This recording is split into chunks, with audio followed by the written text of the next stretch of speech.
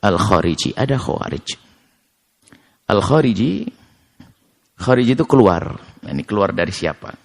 Yaitu kelompok yang keluar dari dua kelompok di atas. Dia tidak Rafidhi, tidak menjadi kelompok yang mencintai ahli bait Nabi lalu membenci sahabat. Dan juga tidak menjadi kelompok cinta sahabat membenci ahli bait. Tapi ini kelompok ini lihat. Unik. Sebab dua-duanya jadi musuhnya akhirnya. Kelompok ini justru membenci keduanya. Dan membenci siapapun yang ikut di dalam kesepakatan damai dengan cara tahkim.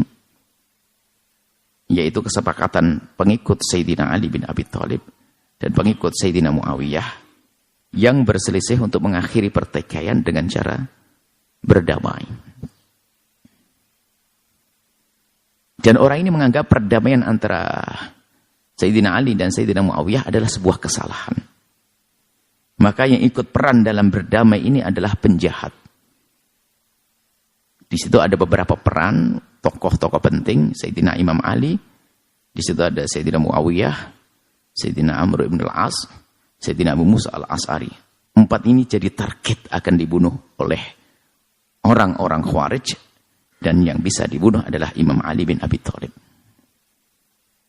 Setelah melakukan sholat atau di saat. Jadi Imam Ali bin Abi Thalib. Kemudian, kaum Khawarij menolak kesepakatan damai tersebut karena dianggap melanggar Al-Quran. Sehingga mereka memprovokasi kaum muslimin, khususnya para penghafal Al-Quran, bahwa Sayyidina Ali dan Muawiyah telah keluar dari Al-Quran dan tidak ada jalan kebenaran bagi kaum muslimin kecuali kembali kepada Al-Quran. Lain model Khawarij itu gayanya sok Al-Quran. Cirinya adalah menghafal Quran. Bahkan sampai diriwayatkan yang membunuh Imam Ali bin Abi Thalib adalah jadi imam makmumnya Sayyidina Ali, makmum di belakangnya. Dan kalau membaca Al-Quran, dikatakan hafal Al-Quran. Kalau membaca Al-Quran, derai air mata membasahi jenggotnya. Bahkan di saat membunuh, jenggotnya masih basah dengan air mata. Bayangkan. Tapi beragamanya menjadi congkak. Sok menjadi kafir masuk neraka.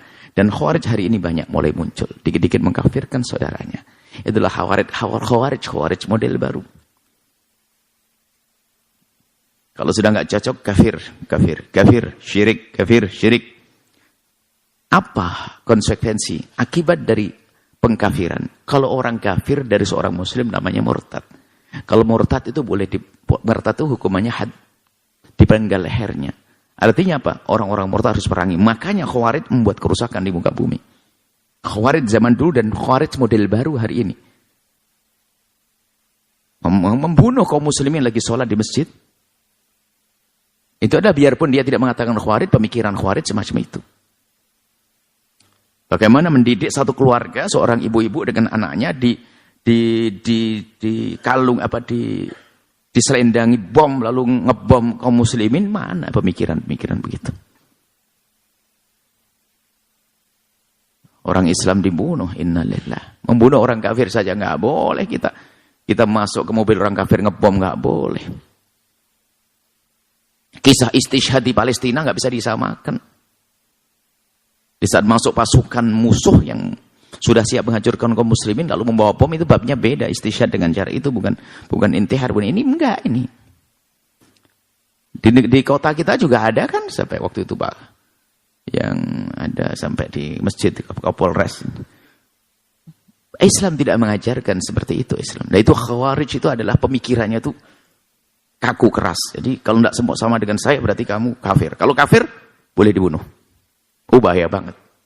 Dan ada model-model begini, makanya orang dikit-dikit kafir, syirik, bid'ah, hati-hati. Baik, kemudian slogan kembali kepada Al-Quran adalah syiar kaum Khawarij. Akan tapi slogan tersebut seperti dikatakan oleh Sayyidina Ali sebagai kalimatu haqqin urida bihal batilu. Kalimatu haqqin urida bihal batilu. Kalimatnya benar. Inil hukmu illallah. Hukum itu hanya milik Allah. Itu benar. Kalimat itu benar. Cuma kalimat itu digunakan, disalahgunakan. Jadi seolah-olah setiap orang yang nggak sama dengan dia itu melanggar Allah. Seolah-olah begitu. Dan memang kalau orang melanggar Allah kan kurang ajar. Tapi dia menghukumi orang itu melanggar Allah tanpa